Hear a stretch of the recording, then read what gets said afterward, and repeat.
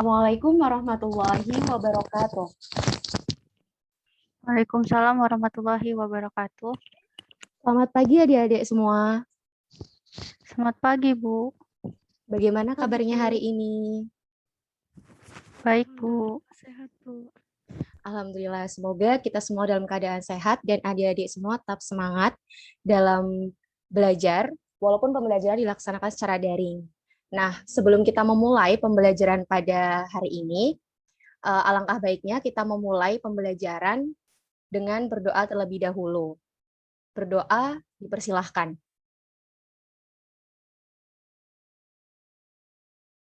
Berdoa selesai. Nah, silahkan untuk adik-adik mengisi absen di G-form yang sudah Ibu bagikan. Kemudian, Ibu izin untuk mengambil gambar sebagai bukti pembelajaran pada hari ini. Silahkan untuk adik-adik yang bisa mengaktifkan kameranya, dinyalakan, dan apabila ada yang terkendala sinyal, tidak dinyalakan juga tidak apa-apa. Baik, Ibu izin untuk mengambil screenshotannya ya. Ibu hitung, 1, 2, 3. Oke, terima kasih. Selanjutnya, untuk pembelajaran pada hari ini, sebelumnya kita itu membahas materi tentang salah satu kingdom, yaitu fungi. Nah, apakah adik-adik di sini masih ada yang ingat ciri-ciri dari kingdom fungi? Masih, Bu. Masih, Bu.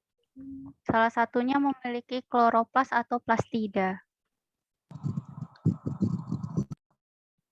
Ya.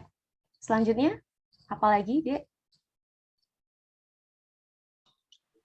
Tidak bisa berfotosintesis, Bu. Ya, benar sekali. Ya, selanjutnya. Ada apa lagi, Dek? Memiliki dinding sel, Bu. Ya, benar sekali. Selanjutnya, ada lagi?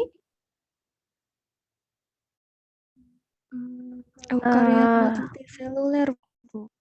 Oh, ya, oke. Benar sekali. Oke. Nah, jadi pada hari ini kita akan membahas sebuah materi, yaitu di mana anggota dari kingdom ini itu berwarna hijau, pada umumnya itu berwarna hijau, kemudian memiliki zat hijau daun atau klorofil. Nah, kira-kira kingdom apakah ini? Kingdom apakah yang dimaksud? Plantae, Bu. Ya, benar sekali, Dek Firda. Nah, jadi pada hari ini kita akan membahas materi berkaitan dengan kingdom Plantae. Ibu izin share screen ya, Dek.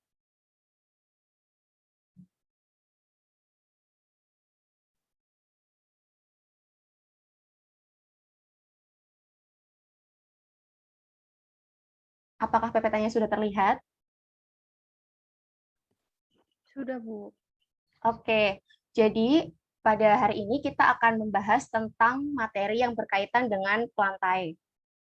Nah, tujuan pembelajaran hari ini yaitu yang pertama, peserta didik dapat mengidentifikasi ciri-ciri umum dari kingdom Plantae. Kemudian yang kedua, yaitu peserta didik dapat menjelaskan ciri-ciri tumbuhan Bryophyta, Pteridophyta, dan Spermatophyta berdasarkan morfologi melalui gambar atau video pembelajaran. Kemudian yang ketiga, peserta didik dapat menjelaskan struktur dan fungsi tumbuhan Bryophyta, Pteridophyta, dan Spermatophyta berdasarkan studi literatur. Nah, selanjutnya, apa sih yang dinamakan, apa sih itu Plantae atau tumbuhan? Ada yang bisa menjelaskan?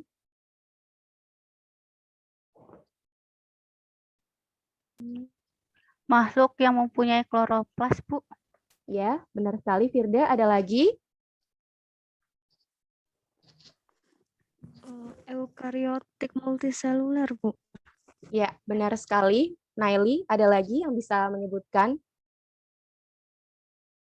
Dapat membuat Memiliki- cadangan makanannya sendiri, Bu. Ya, benar sekali. Memiliki dinding sel, Bu. Ya, benar sekali. Oke, baik Ibu lanjut untuk pembahasan selanjutnya, yaitu berkaitan dengan klasifikasi pelantai berdasarkan ada atau tidaknya pembuluh angkut.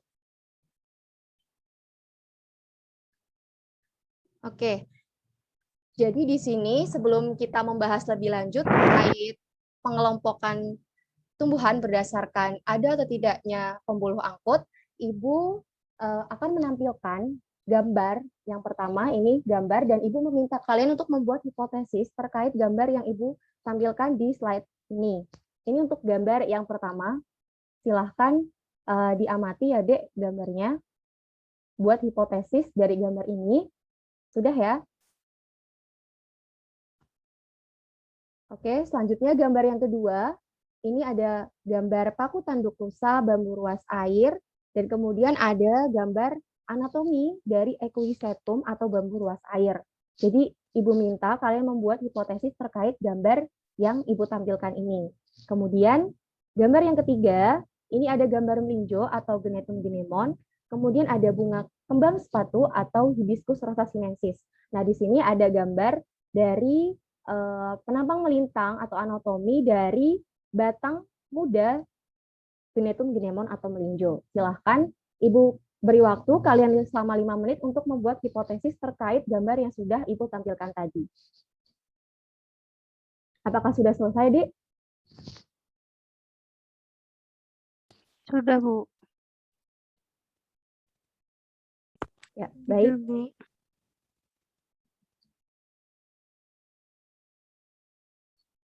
Nah, selanjutnya, ini Ibu ada bagan. Nah, berdasarkan hipotesis yang sudah kalian buat tadi, lantai itu diklasifikasikan menjadi dua berdasarkan ada atau tidaknya pembuluh angkut. Nah, berdasarkan hipotesis kalian, tadi bagaimana untuk kolom yang kiri ini, dan untuk mengisi kolom ini, berdasarkan hipotesis yang sudah kalian buat tadi. Untuk hipotesis gambar yang pertama, kedua, dan ketiga, ada yang bisa menjelaskan? Saya, Bu. Saya Ya. ingin mencoba. Saya, Ya, silakan untuk gambar yang pertama. Bu, Ya, silakan Rina. untuk gambar yang pertama, itu gambar lumut. Lumut tidak memiliki silem dan floem, Bu, atau tidak memiliki jaringan pengangkut. Oke, ya terima kasih Rina. Selanjutnya untuk gambar yang kedua.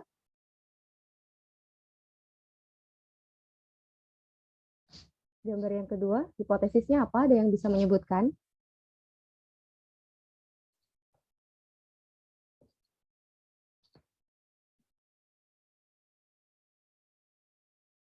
Bu, Ya, apa ya Bu yang tadi?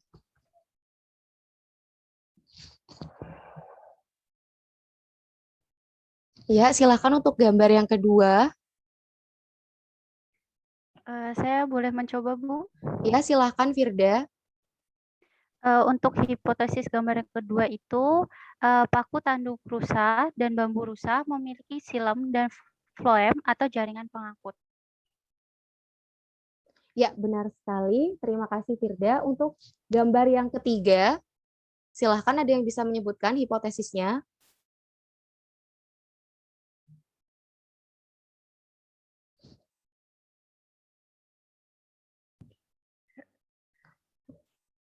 Ya, silahkan. Ada yang bisa menyebutkan?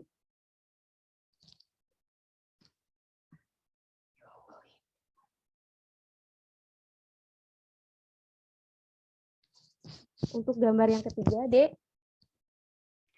Saya lagi boleh, Bu? Ya, boleh. Silahkan, Firda. Untuk gambar yang ketiga itu hipotesisnya kembang sepatu dan melinjo memiliki silem dan floem jaringan pengangkut.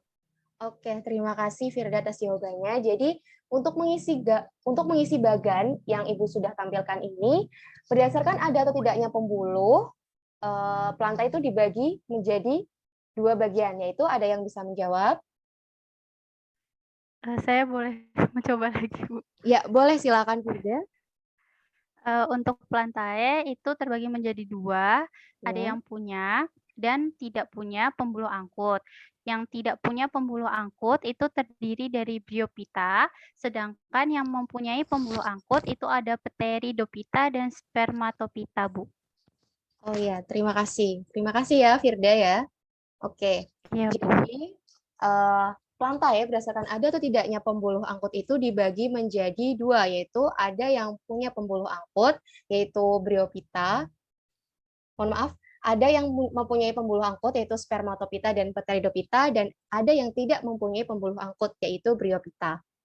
Nah, sekarang Ibu akan menjelaskan mengenai Bryophyta. Jadi Bryophyta ini berasal dari bahasa Yunani, yaitu bryon, yang artinya lumut, dan piton, yang artinya tumbuhan.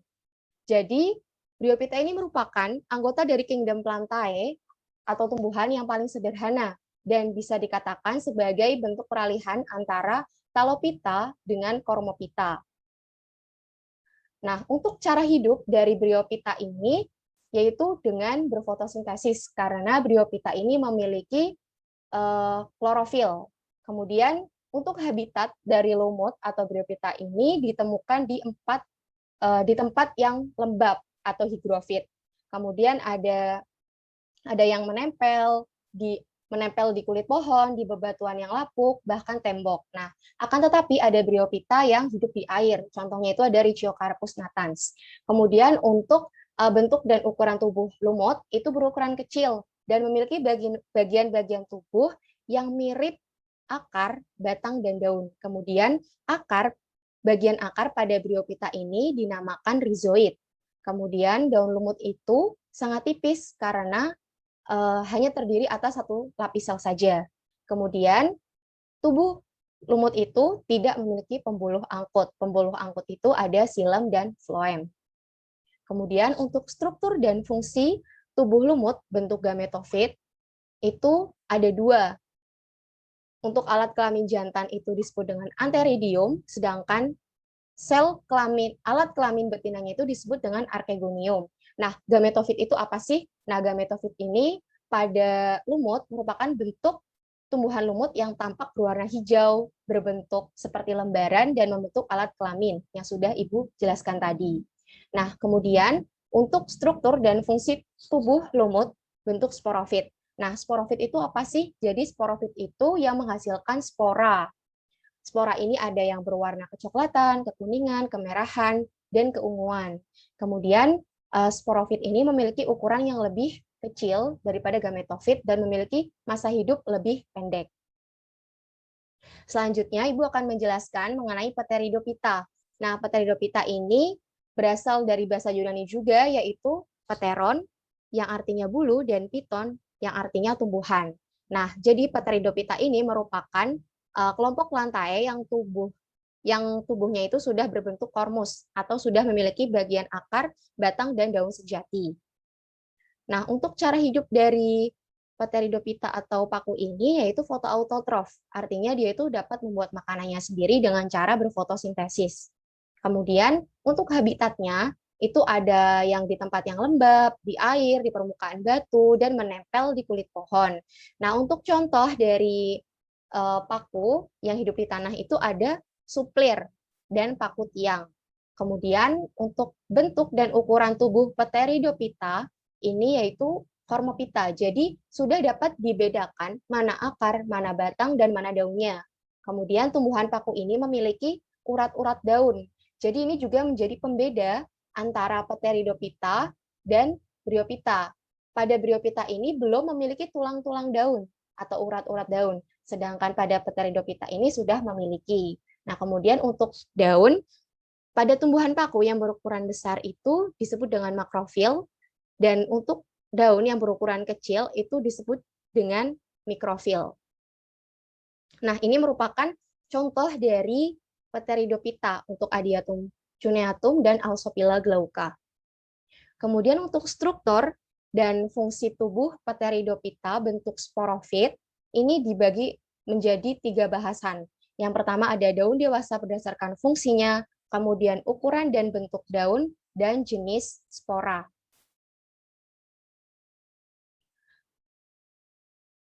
Nah, untuk daun, ini dibagi menjadi dua berdasarkan fungsinya, yaitu ada tropofil, daun tropofil yang berfungsi untuk fotosintesis dan tidak mengandung spora. Jadi daun tropofil ini tidak memiliki spora ya adik-adik. Kemudian ada daun sporofil. Jadi daun sporofil ini adalah daun yang menghasilkan spora.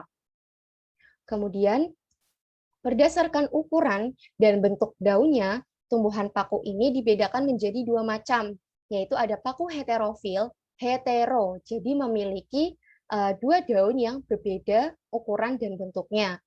Kata kuncinya itu hetero ya, berbeda. Contohnya itu ada Dryglomosom atau paku sisik naga. Kemudian ada paku homofil. Paku homofil ini memiliki daun dengan ukuran dan bentuk yang sama. Homo itu sama dengan sama. Contohnya itu ada Adiatum, Cunninghami atau Suplir, dan Neprolepis. Nah, ini gambar dari Dryglomosom yang merupakan paku heterofil, dan ini merupakan Adiatum dan Neprolepis, contoh dari paku yang homofil.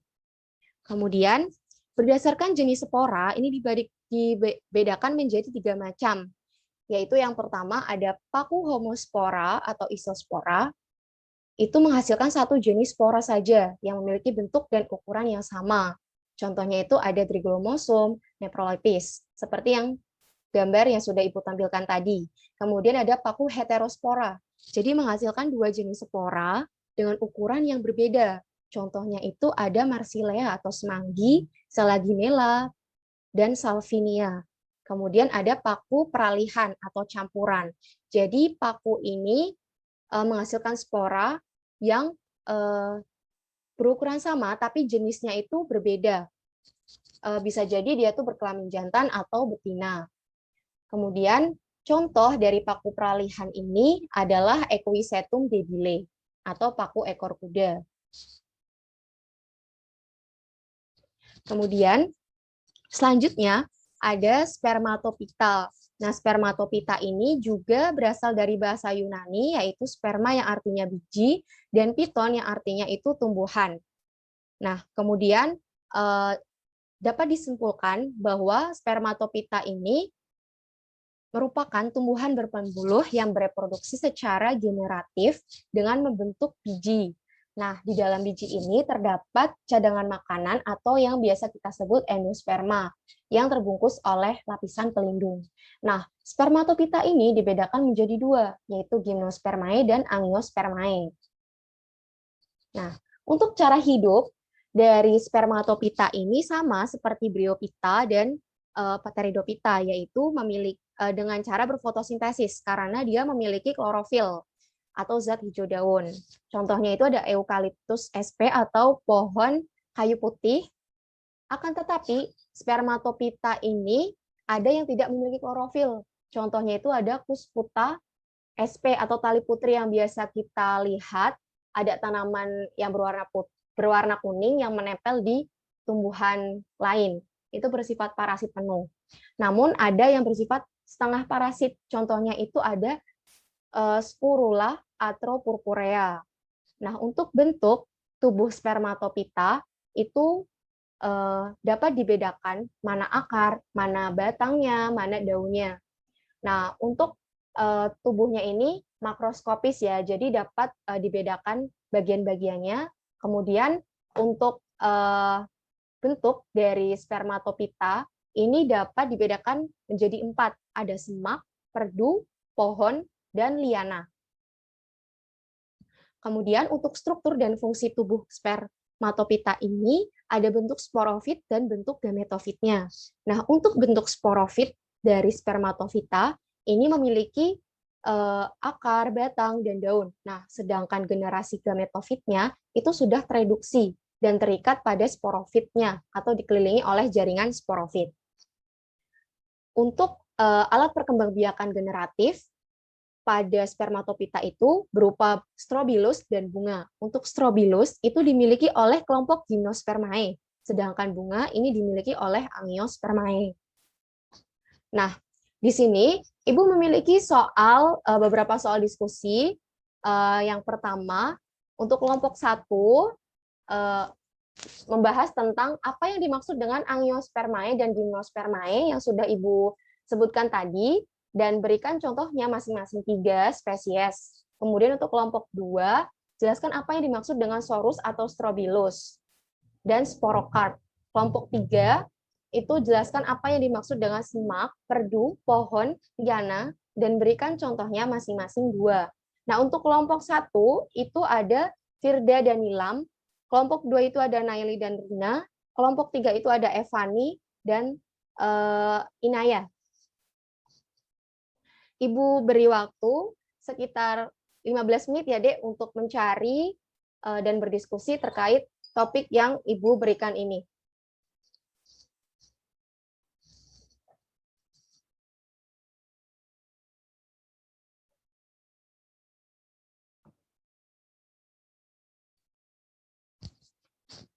Ya, sudah cukup ya, Dek, untuk diskusinya.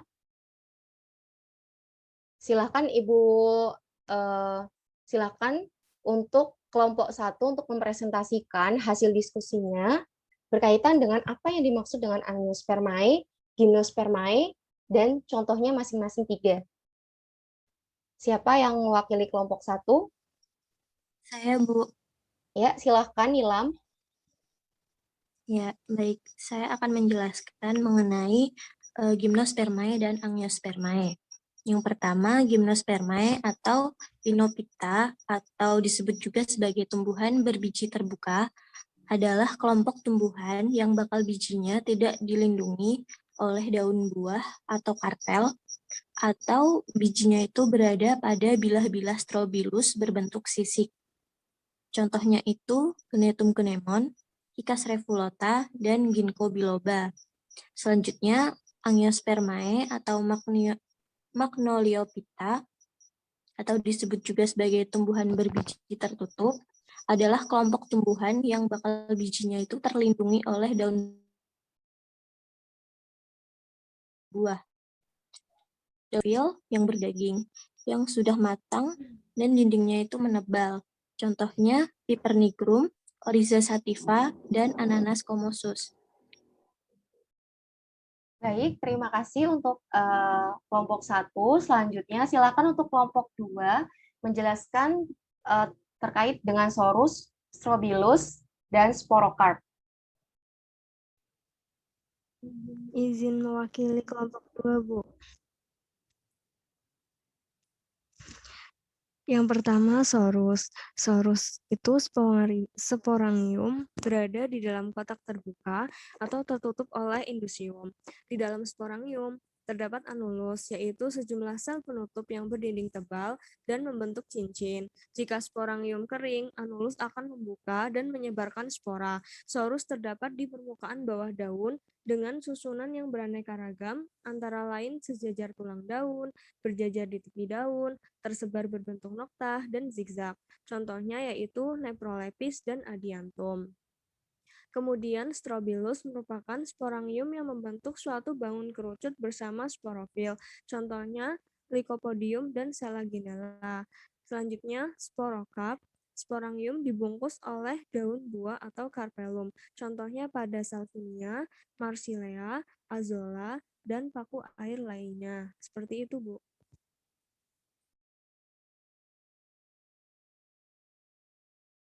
Baik, terima kasih Naili. Selanjutnya untuk kelompok 3, silakan untuk menjelaskan apa itu semak, perdu, pohon, liana, dan contohnya masing-masing 2 spesies. Kepada kelompok 3, Ibu persilahkan. Iya Bu, saya izin mewakili kelompok 3, memaparkan hasil diskusi kelompok 3. Jadi untuk semak itu adalah tumbuhan yang berbatang pendek, merayap, dan berumpun. Contohnya itu ada rumput teki atau Ciperus rotundus dan serai atau Andropogonardus. Lalu ada perdu. Nah, perdu itu merupakan tumbuhan berbentuk seperti pohon, tetapi batangnya kecil dan pendek. Contohnya itu ada bunga pukul 4 dan cabai. Yang ketiga itu ada pohon. Nah, pohon itu merupakan tumbuhan berbatang besar dan tinggi. Contohnya ada jambu air dan jati. Lalu ada liana. Nah, liana ini merupakan tanaman berbentuk seperti tali tambang dan tumbuh melilit pada pohon lain. Contohnya itu ada rotan dan sirih. Seperti itu, Bu. Ya, terima kasih kepada Inaya sebagai perwakilan dari kelompok 3. Nah, pembelajaran kita pada hari ini sudah Ibu cukupkan dan Ibu akan sedikit mereview terkait pembelajaran pada hari ini, yaitu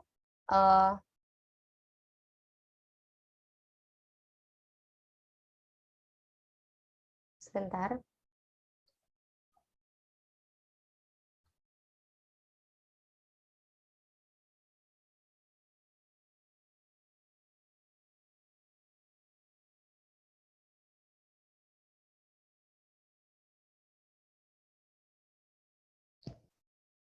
Nah, baik, Ibu akan sedikit mereview terkait pembahasan materi yang telah kita bahas tadi, yaitu pelantai merupakan suatu makhluk hidup yang eukariotik, kemudian dapat berfotosintesis karena memiliki zat hijau daun yaitu klorofil. Kemudian berdasarkan ada atau tidaknya pembuluh angkut, pelantai ini dibedakan menjadi 2, yaitu ada yang punya pembuluh dan ada yang tidak punya pembuluh. Nah, untuk yang tidak mempunyai pembuluh itu ada yang bisa menyebutkan, ada yang untuk pembagian dari pelantai tadi yang tidak memiliki pembuluh itu apa? Yang tidak mempunyai pembuluh Bryophyta, Bu. Ya, benar sekali Firda. Nah, untuk pelantai yang memiliki pembuluh angkut itu apa? Kelompok apa saja? Pteridophyta dan Spermatophyta, Bu. Ya, terima kasih kepada Firda. Nah, di sini untuk pembagian atau pengklasifikasian pelantai berdasarkan divisi, ada yang bisa menyimpulkan pembagian pelantai berdasarkan divisi yang sudah Ibu jelaskan tadi? Izin menjawab, Bu. Ya, silahkan, Inaya. Ya, jadi pelantai berdasarkan divisi itu dibagi menjadi 3, Bryophyta, Pteridophyta, dan Spermatophyta. Nah, untuk Spermatophyta sendiri itu terbagi lagi menjadi 2, ada Gymnospermae dan Angiospermae, Bu. Oke, baik. Terima kasih, Inaya. Baik, pembelajaran hari ini Ibu cukupkan. Dan Ibu memiliki tugas untuk kalian. Nanti untuk linknya akan Ibu share ke PJ mata pelajaran biologi. Dan waktu pengerjaannya itu Ibu kasih waktu 2 kali 24 jam. Jadi nanti dikumpulkannya via Google Classroom ya, Dek. Dan ini tugasnya individu. Oke, dimengerti ya. Nah, untuk mengakhiri pembelajaran pada hari ini, Ibu persilahkan untuk adik-adik berdoa untuk mengakhiri pembelajaran pada hari ini. Berdoa dipersilahkan. Berdoa selesai, dan Ibu pesan kepada adik-adik semua, tetap jaga kesehatan, dan apabila keluar dari rumah, tetap menjaga jarak, kemudian memakai masker, dan sesampainya di rumah, harus bersih-bersih, karena untuk menjaga penularan virus corona. Baik, pembelajaran Ibu akhiri. Terima kasih atas perhatian adik-adik semua. Wassalamualaikum warahmatullahi wabarakatuh.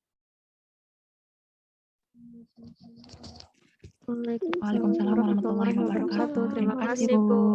Ya, sama-sama.